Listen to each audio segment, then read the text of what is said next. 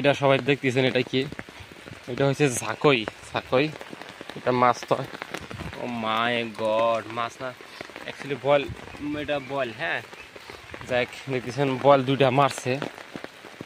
এটা সবাই চেনে, কারণ ঝাকই ঝাকইটা আঙ্গের আসামের ভিতরে ফেমাস। এটা সবাই চেনে, এটা আর নতুন করে বলার কোনো কিছু নাই। ছিপ জালটা ভর দিম, কার আছে আছে না জাল ভর দিস পাস না। দেখাবি যা, আমি হাতে ধরবো, যা দে, টান দে, কিছু না, আমি আছি, যা কার আছে আছে দে। লাহলে চাপাতো সাথে নেই, উঠে যাবো গা। কবরস্থানের পুলিশ আছে, যে কবরস্থান। দে, টান দে তুই। রাম ছাতিটা চাপা নেই, ছাতিটা চাপা না ধরে ইয়ে যাবো গা। দে গেলটা না দুটো, হ্যাঁ।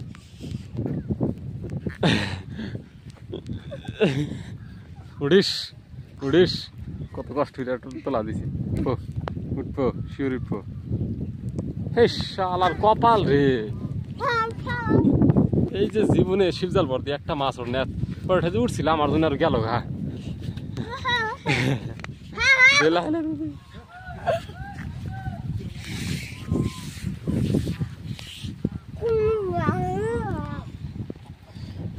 মেলাডি মাছ উঠছে অবস্থা। সি সি সি কো পাইমে ধরে কি জানি কামড় দিল রে, একটা দূরে ধার ছুটছে। পাইমে কি কামড় দিল জানি নাই। সিনের বাজার লাভ নাই, খেতে আছে। যা যা যা, হিন্দু যা, তুই আগে আগে যা। আমি খালি ভিডিও করতে দিতেছি। মনটা ফালা দি গুঞ্জা আছে নাকি পাটের হিন্দে? পাট গাড়ছিল না কি গাড়ছিল এটা? পাট মরে গেছে আবার আগে। ধার তো পুরো আসতেছে রে, মাছ পুরো বাজাবো না। বক টুরাল দেখে গেল গারে। কই কই হলি কই দেবো, যা তাড়াতাড়ি যা। কই যাবো গা যাবো গা যাবো গা যাবো গা। ইয়া ভালো ধার ছুটছে রে হিন্দে, মাছ উজাবো রে, মাছ ধরমু। এই হিন্দে উজাবো মাছ, কিছু একটা ভার্গে দিছে রে। দেখছে মাছ আসেনি ওই দিঘা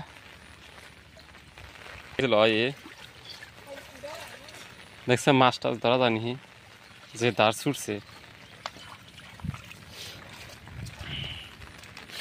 তা দেখ পাসনি আছে মাছ এখন আসে আর বৃষ্টি পারি না। ওই যে হনে দেখ, ওই যে হনে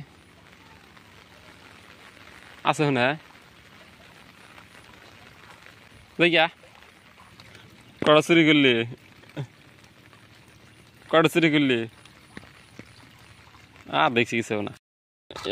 পানি টানি ধুইয়া দেখেনি অবস্থা কি হয়েছে। কালপাট দিছে, তার কোনো সিস্টেম নাই, অসিস্টেম। মানে কালপাট দেওয়া মানে বেকার, কোনো কাম নাই, ফায়দা নাই। ডোন্ট ফায়দা ব্রো, ডোন্ট ফায়দা ব্রো। কত সুন্দর একটা প্রকৃতি। শিবজালটা ভর দিয়ে আসলাম না, শিবজালটা ভর দিলে অবশ্য মাছ পাইতাম না। মধ্যে গিয়ে আবার ফাঁসি থুইয়া রেখে গেছে এই জায়গা। হাঁসের বাচ্চা কিভাবে মাছ ধরেছে, আই থিঙ্ক ওই সাইড থেকে পানি এসে আছে এই জন্যে। আচ্ছা, পানির ধার পড়ছে ওই জায়গা, ওই যে পানির ধার। সরি, একটা অসুবিধা দেখবেন যে বৃষ্টি আই রে বাপরে, বৃষ্টি চইলা আছে। বেশি একটা নাই বৃষ্টি, বাট মানে এত বাতাস, বাতাসের সাথে বৃষ্টির গতিটা বাড়ছে। তো আমাদের গ্রামে বা যারা শহরে থাকে বা গ্রামে থাকে, তাদের একটাই অসুবিধা, যেদিন বৃষ্টি নামে দেখেন রাস্তাঘাটের অবস্থা দেখেন, একটা পাও ফালান জানা। এত মানে পাও যদি আপনি অল্প কম বেশি হয় পড়া, তাহলে কিন্তু আপনি পড়ে যাবেন। বেশি রোদ উঠবে, গরমের জন্য হাঁটা যায় না, কারণ সবারই গরম করে। তারপরে আমাদের শহরে হেঁটে যাওয়া লাগে, গাড়ি পাওয়া যায় না, তাহলে বেশি গরম করে। ঠান্ডার সিজনে কি হয়, মাটিগুলো শুই খেয়ে বালু মাটি ওরা শুয়ে হলে অবশ্যই ভালো হবে, রোদ থাকে যেহেতু 6 মাস বৃষ্টি হয় না ঠান্ডার সিজনে, তখন ভালো হয়। বালুর জন্য যাওয়া যায় না ঠান্ডার দিনে, বৃষ্টি দিন হলে রাস্তা খারাপ, কেদর ভেদরের জন্য যাওয়া যায় না, আর রোদ উঠলে গরমের জন্য যাওয়া যায় না। তাহলে আল্লাহর কাছে চাইবেন নাকি যে আমাকে বৃষ্টি দেন, রোদ দেন বা ঠান্ডা দেন, যেটা দিবে এটাই অসুবিধা। এই জন্য আল্লাহর কাছে আমার মতে এইটা চাওয়ার কোনো দরকার নাই, কারণ আল্লাহ যেটা ভালো সেটা দিবে। আল্লাহ তো সবসময় মানুষের ভালোটাই দেয়। দিন বৃষ্টি নামলে রাস্তাঘাটের অবস্থা একবার শেষ হয়ে গেছে, একদম শেষ। তো বৃষ্টি যতই থাক না কেন, আমি তো আমার নিয়ম, আমি এই পাহাড়ের মধ্যে যদি না আসি আমার একদমই ভালো লাগে না। এই যে মানুষ মাছ মারতেছে, মনে করতেছে যায় যায় দেখে আসি, তাও ভাবতেছি কি করা যায়।